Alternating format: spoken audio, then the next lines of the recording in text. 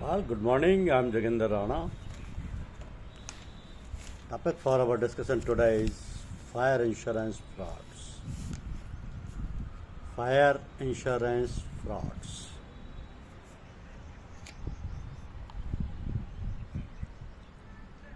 Of late, numerous incidents of fraudulent fire claims have been reported, and many insurers all over the world have lost millions of dollars to this account.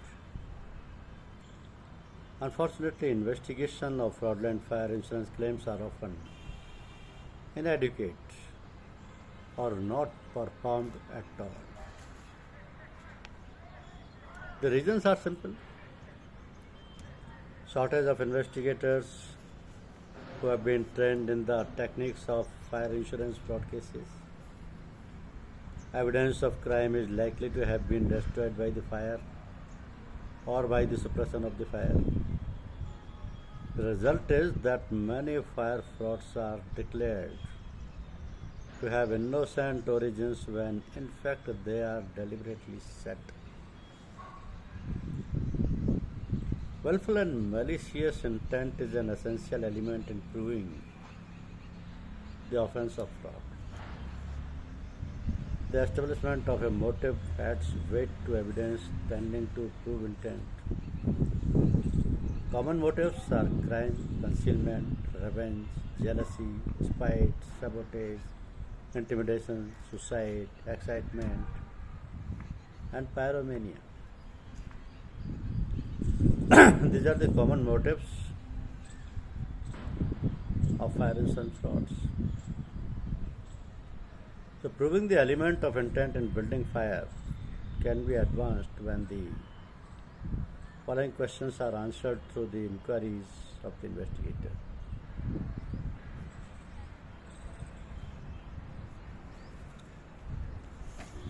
Of the investigator.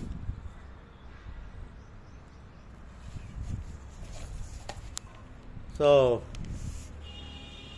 were alarms or communication system tampered with? Was property removed prior to the fire? Were interior and exterior doors and windows open or closed? Was the ventilating system tampered with? Was the fire department called immediately? Were flammable materials in the buildings?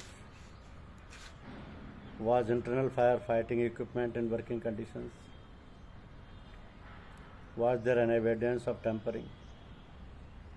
Were payments being made regularly?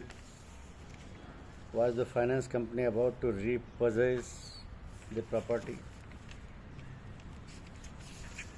Was the property the subject of a in-house problem such as industrial dispute with the employees? Was the owner dissatisfied with the business? Were stocks removed from the premises prior to the fire? Did the owner or prior owner have an insurable interest? So the investigator has to establish that a fire occurred by one or more of the following facts: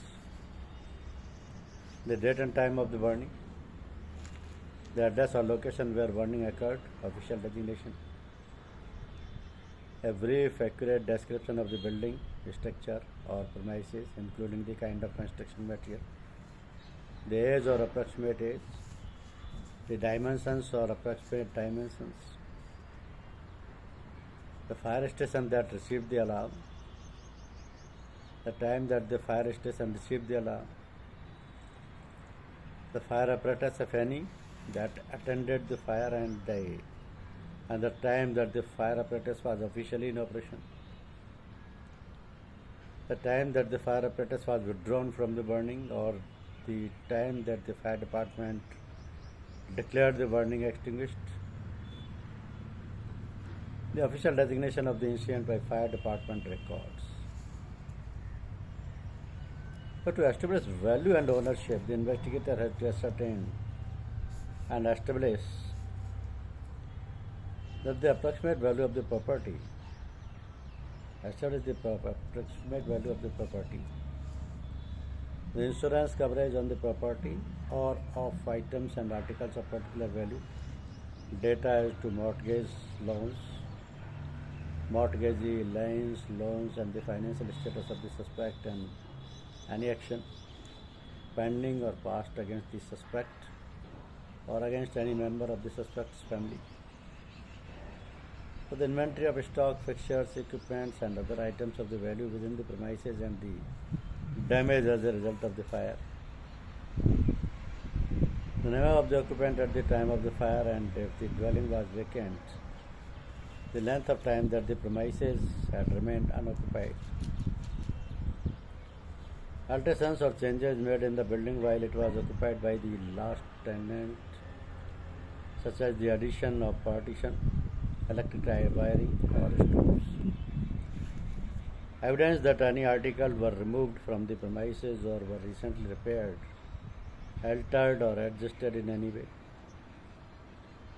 Evidence indicating who was responsible for the security of the building, who possessed the keys to the building, and who could have had additional keys made. Information as to whether windows or doors were normally closed and locked, whether some windows were of necessity left unlocked although they were closed, or whether some or all of the windows were normally left open. The name of the owner of the property, including all aliases, the name of the insured. So to collect the information and evidence, the investigator has to collect the following information and evidences: the name of the person who discovered the fire and the person's observations concerning the location in the building where burning or smoke were observed, the time that fire was discovered, the circumstances under which the fire was first discovered, the name of the person who turned in the alarm, the means by which the fire was reported, the time interval between the discovery of the fire and the report to the fire department, whether data such as atmospheric temperature and the direction of the wind at the time of the burning, and information concerning any electrical storms that may have occurred at that time. How the burning occurred, if known, the type of burning, for example, flash fire, explosion, smoldering fire, or rapidly spreading fire, the approximate intensity of the burning, and whether there were separate fires. The presence, color, and odor of smoke during the fire, the color, height, and intensity of the flames, the direction of the air currents within the building during the burning as deduced from partially burned wallpaper, depth of charring or soot deposits, the quantity of air within the building during the fire as revealed by the heaviest concentration of smoke and soot, the direction in which the burning spread,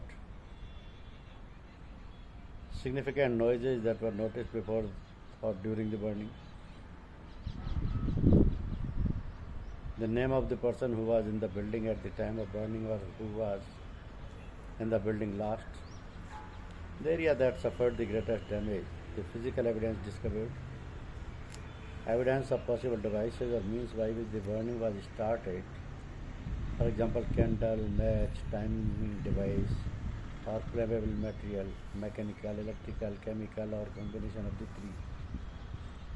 Blistered paint, charred wood, melted metal, glass, or other material that may be found at the suspected or known point of origin.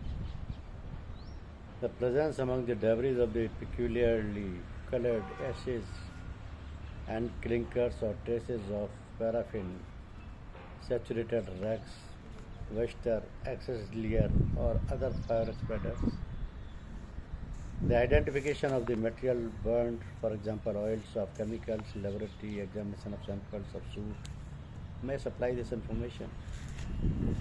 If a death occurred, all the pertinent data and facts revealed by the autopsy, photographs or sketches of the scene, interior and exterior during the burning and after the burning was extinguished, supplemented with notes and evidence, photographs and impressions of evidence of forced entry at any of the doors, windows, hatches, skylights, or other points of entry,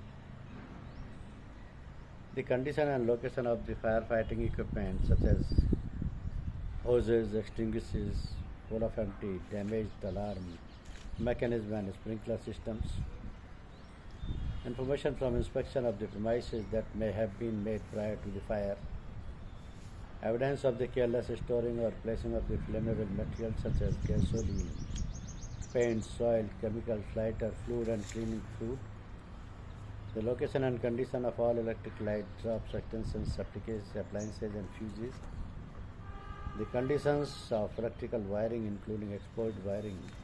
Evidence of recent repairs inside and outside. Evidence of splices, connections or alterations and when. If known, such alterations were made and by whom. Load carried by the wires. Prescribed load of the fuses through which the lines were fed and the testimony as to whether or not heat was ever noticed in the wires or terminals before the fire. The number and types of mechanics machines, if any, in the room or building when they were last used, the amount of power they consumed and when they were last tested and serviced. The number of electric motors in the room or building, how they were safeguarded against dust, debris and tampering, their horsepower, voltage and purposes, whether they were of the open or sealed type, the length of time they were generally in operation and their defects, if any. The condition of gas pipes, bottled gas pipes, steam pipes, air pipes and water pipes. The number and the type of the stoves within the room. Glass objects that may have accidentally caused the fire by concentrating the rays of the sun.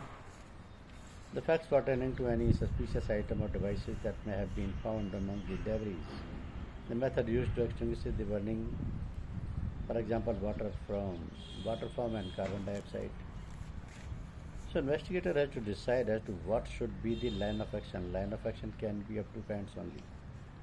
In case of proper information, proper informations are available first hand, then investigation work should be started without touching the insured. Information should be collected from the concerned person directly or indirectly excluding the insured.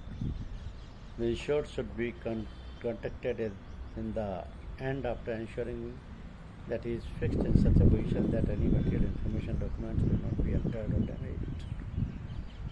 In case where the first hand information is not sufficient, then the insured should be contacted in a manner that he will not get an idea about the gravity of the matter, in a manner that all important information is in hand and insured is fixed. That is, one question should be repeated at least twice, if not thrice, in a manner that correct answer from the insured comes out. It should be so comprehensive that after receiving the reply from the insured, he should not be left in a position to change. And after the version of the temper with important documents, books of documents, logbooks, checkbook and bank account photocopies must be obtained of the above documents. It is preferable that in this job some time gap is given so that the insured could feel that the storm is over. So what the investigation report should contain? A comprehensive investigation report must be comprised of the following: introduction, basic information, case in brief, investigation procedure adopted, investigation and remarks, a special mention, and conclusion. So, in case it is not possible to give a time gap, then some queries must be raised from the insured in writing. These should be designed in such a manner that the insured is exclusively engaged in the completion of the requirement of the letter. This must be utilized in verifying the document from other concerned persons. Thank you very much.